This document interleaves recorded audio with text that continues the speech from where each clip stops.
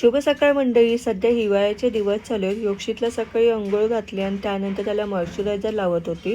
तर त्याला त्याच्या हातावर सुद्धा पाहिजे होतं. थोडं मॉइश्चरायझर दिलं तर त्याचं असं म्हणणं आहे की त्याच्या मॉइश्चरायझरमध्ये गणपती बाप्पाचा त्याला फेस दिसत आहे.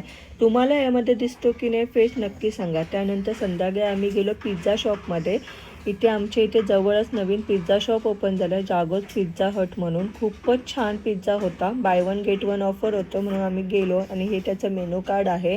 तिथे गेल्यानंतर आम्ही 2 पिझ्झा ऑर्डर केला आणि ॲज युजल बघा योक्षितची इथे मस्ती चालू आहे आणि तुमच्याशी बोलता बोलता बघा पिझ्झा आलासुद्धा.